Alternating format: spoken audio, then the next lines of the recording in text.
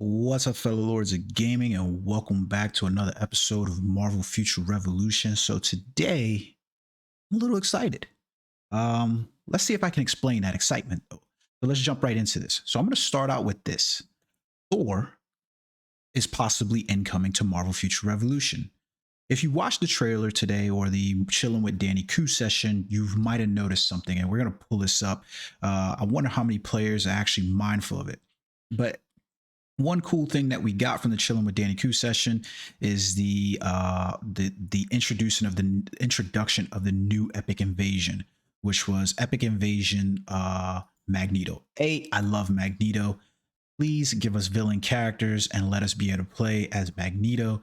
This would be insanely rewarding. It would be insanely epic to just be able to play as Magneto. I would love to see this. Can you share with us? One of the things that I was really excited about in watching the Epic Invasion for Magneto was the appearance of a certain character, and that was Thor. Now, when she showed the trailer, this is going to be hard to kind of tell, but I'm going to hit a couple of pauses here. You'll see Thor appear in the gameplay. So here we go. We can see Storm. We see Magic. We see Spider-Man, and then you see Thor inside of here. So if you notice, Thor doesn't appear to be hanging around as if though he's a summons. He appears to be on the battlefield actually battling Magneto with the characters. Now, Hulk obviously appears as well inside of here. And this, I'm praying to God these aren't companions. I'm praying to God that their first introduction for two of these characters are not going to be companion level characters inside here. It would be so disappointing to see Hulk and Thor appear as companions in this game. I would be so disappointed, but I'm excited to see those characters nonetheless. Like I said, it doesn't look like, if you notice, Thor has basically like two moves when he appears. It doesn't appear like he might be a character, and Hulk looked like he's in there as well, but he disappears kind of in the footage. So I'm wondering if he's going to be a companion level summon inside there. What do you guys think? Let me know in the comment sections. Do you feel like this is going to be a Thor appearance, or does this look like Thor and Hulk are just in here as companions? I think we're gonna get a lot of players pissed off if it's just a companion. But if you can see what I was saying about Hulk, it looks like he kind of just disappears there. So now I'm going to give Netmarble credit. I'm going to give the Marvel Future Revolution team some credit here.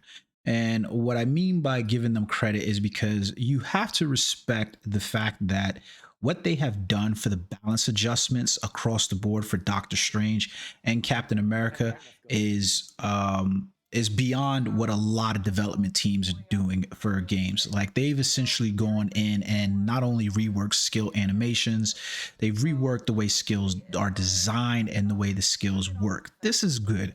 I'm going to be perfectly honest with you. You really can't hate on them for this, because this is a good thing. If you don't view this as a good thing from a development team, then I really don't know what to say. I'll shit on Netmarble when it's deserving, but I'm going to give them credit as well when it's deserving. And in this case, it's highly deserving. Now, I can't necessarily speak to the things that we basically are seeing with the changes to Captain America, but they look like good changes to me. I feel like with Captain America, we're going to be getting a more robust tank-like character, and they seem like they understood the fact that this needs to be a tank-like character, meaning few of the changes that they mention inside here specifically. I love the new skill animations that they have from excuse me, Jesus, is the fact that they've not only have they reworked some of the skills, they completely reworked some of the specializations on character. It's almost like they listen to feedback, especially when we get to the conversation about Doctor Strange. It is 100% obvious and clear that Doctor Strange has been given the treatment that he deserves in terms of, for me as a player. But looking at Captain America, what they've done with him, especially this skill right here, where he's now able to attack characters and disable skills in his attacks. these are good mechanisms. These are good actions. So this is what I'm saying by giving credit where credit is due. And you've got to pat them on the back at the very least, because they're attempting things. We've complained about Captain America not feeling powerful, not feeling like he's doing something. Well, now this kind of feels like it, because you see a character like Captain America hit you with a goddamn shield in your mouth, you're going to shut the fuck up. That's basically what they're doing. And you're not going to be able to respond. Now, I would like, depending on how often the skill triggers, I would love to see this, but I can guarantee you this much from looking at the skills that they've changed on Captain America, and from my play experience with Captain America, he's definitely looking like a character that I really want to build into now. Whether that pans out is a lot to say. I'm definitely interested in what Captain America players have to say about him. I don't think there's that many though, unfortunately. So it's what it is. Unyielding Will. I love this. Look at this. They've added a whole new skill animation in here for Unyielding Will, and added how it's effective. So now Captain America has an invincibility while he's taking damage. And not only does he have invincibility, but they also changed the specialization for him, so that way he absorbs damage, and the damage is calculated after damage dealt. So that way it's not just at triggered stages, so that way he's getting 30%. So he's going to be able to tank a lot more. And this to me is cool. I'm dying to see how it pans out more than what they've said on here. I like what I'm seeing in terms. I have to admit, and I cannot lie to you guys, and I keep it real, I have to admit that it looks really cool. So you can see here he's calculating based off damage. So you see Iron Man going full bore at Captain America here, and you see him tanking skills inside here because he's able to absorb damage. Look at the meter jump back up. He's nicking off damage. Now it's a 120 Cap versus a 120 Iron Man, and you can see he's nicking off damage here. So this is going to be interesting to see how this plays out. I'm really excited about this, to be honest. The taunt ability and his special skill that they've added this, increased the range of this and made it so that way you can't escape it. You are going to have to deal with that taunt coming in. This could be a game changer in places like Omega War, because now you have a character that can rush in and cause some tanking and confusion by disrupting the enemy's battle plans, or the other team's battle plans, by having them focus everything in. Imagine having 2 or 3 Captain Americas and they're triggering off his super at various times in order to pull people in and forcing them that taunt. These are good changes, but again, I can't speak for Captain America because I'm not a Captain America main. So I think that's unfair for me to add my voice to that. I would love to know what some Captain America players actually feel about it. But I like the way the changes look. I am definitely intrigued about investing in Captain America. Now, that goes to say they did nothing in terms of addressing the cost on the mall, which is a whole nother conversation. Thank you, Godslave, for producing a video where he spent $5,000. Woo, my man, what do you do for a living? He spent $5,000 and literally got 6 cores out of it, 6 usable cores out of it. That's crazy. So now let's take a look at Doctor Strange. I don't think that they were as forthcoming with the changes for Doctor Strange as they were for Captain America, but they definitely gave him substantial changes. The one main thing that they seem to hit on, well, 2 main themes of Doctor Strange that they hit on that is good news, no matter how you look at it, for Doctor Strange fans, is that they've increased the speed on quite a few of the skills that we as players who play Doctor Strange use, and you can see the animation effects in here. So the thing that pisses me off about this just a little bit is the fact that this was a numbers change. Like I said, this wasn't necessarily something that needed a skill change. They just basically increased the time animation by like more than 135%. So you can see the skills, especially like Gateway Launch, you can see that thing triggers off really quickly. His ultimate skill definitely triggers off really quickly as well.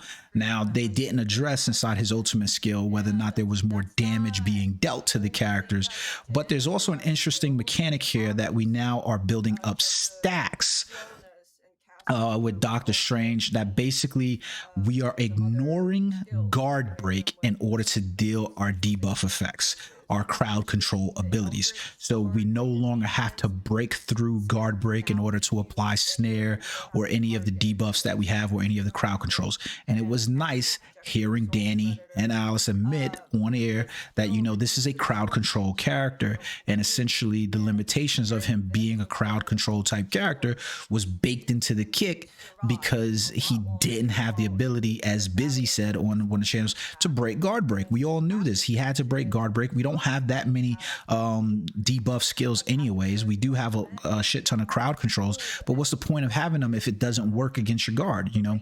So you can see here they literally talked about, they've added the effect. Now, let's be honest, I don't know about this Eldritch Sword skill, Bladed Defense. It can be cast anywhere, it says, and it doesn't require targeting. I'm interested to see how that works, but then we can see like Astral Projection. So we have the Soul Predator and Avenging Illusion. The taunt range for has been increased, and they're not able to avoid the Avenging Illusions. It's going to be interesting to see that. And Soul Predator has a melee damage reduction. So this is going to be great to see against characters like Captain America. Now they're going to get a little bit more beefier, Iron Man and Spider-Man as well. So it'll be interesting to see how those play out overall. I'm interested in these changes, but to be honest with you, I'm going to be truthful with you. Bladed Defense, Avenging Illusion, these are probably still going to be skills that get pushed back to the edge. Now, they talked about the changes in shifting sands, and this is going to be that additional effect where you see the 5 little orbs that basically are going to exile a character. So that way, like, it was weird because it's like excluded from battle. So you're going to be exiled, or you can choose the other skill, White Ether, and that one is going to increase your ability to guard break characters. Now, I would love to see the specializations be able to shift, because all of these are going to work with dark magic more. So we clearly understand that the mystic arts are going to be, or are Doctor Strange's primary bread and butter. So you can see like this is the skill being applied here. He's able to actually target the skill, and you can see like the orbs will appear. So equipping those 2 specializations is going to be an interesting test case to see like how quick we can ramp up the guard break damage on a character like Doctor Strange, especially if he's operating in support for somebody. These are good changes. I'm not going to lie to you guys. They've removed this increased immunity rate to confuse, mutate, provoke, and now it's going to increase the guard break. This is good. White Magic Ether is going to, it was a worthless skill. Why did we need the immunity? So you can see like the rate at which the guard break is being broken here. I think overall this is a good thing. I have to admit, I think overall you can't complain about the changes that they've made here. If you had any intention or belief that the game was going away, this would be one of those videos or chilling with Danny Q sessions where you knew automatically the game's not going anywhere. No developers is going to put this kind of time into characters to do that. They talked about some PvP balance adjustments. I didn't like the sound of it, if I'm gonna be perfectly honest. It sounded like what we got the last time, telling me you're not going to nerf while also nerfing. Let's be honest. This is the point when they should have addressed the player gap, and the player gap is talked about basically by talking about what is causing the player gap. It's the player that's able to spend, no offense guys, say $5,000 in order to obtain 6-star cores that the other players aren't able to do. There's going to be a gap, especially when and it's going to be more noticeable when the player base is smaller. That's just the truth of the matter. You doing PvP damage adjustments, yeah, that's not going to help. That's not going to help. It's not going to help at all. PvP damage adjustments. Now, there's going to be mixed feelings about the balance and future directions. Clearly the entire player base feels like Iron Man is the strongest character in the game. I don't necessarily believe that Iron Man is the strongest character in the game. I will say that Iron Man is the most effective character across multiple game modes. Regardless of the game mode that you choose, Iron Man is probably most likely going to be in somebody's top 3 list for that game mode. Whether I choose Omega War, whether I choose Dimension Duels, whether I choose Raid, whatever I choose, he's most likely to be in the top 3. And that's the problem, and that's the reason why he's seen as the most powerful. When you couple that with the fact that he's probably one of the easiest characters to build because he has access to so much, especially through the his uniform kits and his Omega cards. It's pretty easy. And Danny Koo actually joked about his missiles. He joked about his missiles because we all know how bad Iron Man's missiles are. Here goes another interesting point that I think a lot of players are going to be pissed off. They talked about magic, and they talked about the lack of her transmutation still being available. And they're literally the information that we're getting is that her transmutation will be available on the next character release. This is a bit of a bad thing if you had to ask me, because looking at this, you're basically telling me that the transmutation is not what it's worth, because essentially transmutation will die out with the first 8 characters. Because if you're basically waiting, 3 to 4 months to transmute, gear onto a new character that comes out, most people who are really excited about those characters are already going to move on to trying to acquire new gear. And that's the problem that I feel is going to happen, because the amount of money that is invested by the players in these individual characters to move on to another one is probably going to be discouraging to players to be like, I don't want to invest thousands of dollars. Like I just told you, Godslave did a video, and I want to pull up that video for you guys in a second here to finish this off. Now, what I do feel like they need to do is the balance and stuff. This is also concerning to me, because it's concerning to me for the same exact reason that Training Ground is concerning to me, but not as. If you notice, it looks like there's a new currency that's going to be there, a new in-game currency, and it looks like tickets in order for us to have characters just go through and redo side quests and epic missions that we've already completed. So you'll be able to take all characters through by using these tickets, and there'll be a time cooldown. Now, I'm not going to complain about this. A lot of games have done this. We're playing Lost Ark, and we notice that we have that in there. We just outright pay the gold, the in-game currency, the silver in that game for this, but they look like they're adding these tickets. My concern with this isn't that this is an option that's available now. My concern with it is how they monetize these tickets. It doesn't really take that long to pull a character from level 1 to 115, if I'm being honest. And the ease in which it's able to do is fairly easy. I'm going to be honest with you. It's fairly easy to do it. I've done it across multiple characters, so I know that to be a truth. That I don't think these tickets are warranted, and I'm concerned that this becomes another monetization for them in the Marvel Mall that they didn't address inside this video. Now, I saw people talking about boycott. It ain't time for a boycott, because guess what? You're not going to be able to boycott this game. That's the truth of the matter. This community is not built for a boycott. I hate to say that. It's just not. It just absolutely is not built for a boycott. And then they talked about the upcoming things for Alliance Raid. If you haven't, go check out DCU Legends. It's another mobile platform game that has DC characters inside of it, and you'll see what Alliance Raid is inside there. They basically explain it as the exact same thing. Every week we'll get some villains that we have to fight as an alliance, and basically your damage, my damage will be accumulated. We'll get some rankings and rewards for those in the alliances who beat the most villains, blah, blah, blah. We'll get interesting rewards. Let's see what those rewards are, because Danny joked about this quite a few times, especially when we got to the epic invasion and we talked about it. The squad battle, they're asking for feedback, but this stuff looks like it's stuff that's baked in, and we're going to be getting it within the first half of 2022. This was the biggest joke to me, and not joke in that sense, but it was a big joke to me because Danny was like, they actually understood, especially Alice, that the numbers for epic invasion were really low. Nobody's playing these epic invasion because they feel like it's a waste of their time. That's just God's the honest truth. Unfortunately, it's just not a mode that people want to play. I don't know how to say that any other way. Oh no, what's happening to my internet here? So it's one of those things that's really weird to see, but essentially that's what we're looking at, down the pipeline. Is we're looking at Alliance Omega War. We're looking at not Alliance Omega War, squad battle. We're looking at Alliance raids. We're looking at upcoming events. The thing I'm most excited to see is let's see if we got God Slave's video up here while I do this, is whether or not what we're going to get, God's Slave. My internet's starting to act up. Gotta love that. Is where's God Slave? Why did it pull that up? Here we go. Okay. I don't know why the hell it pulled that up.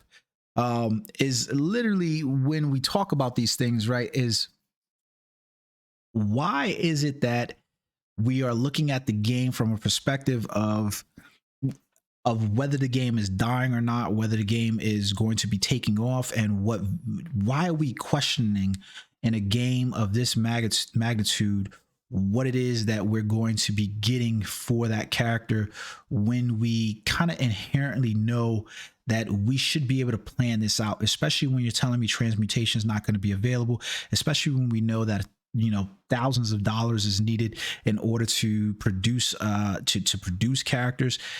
I want to see a roadmap that shows the characters that are planned to come out. So that way, you know, if I'm a player that is legitimately looking at, you know, Thor coming down the pipeline, they say, where's his video? I know I saw it earlier today.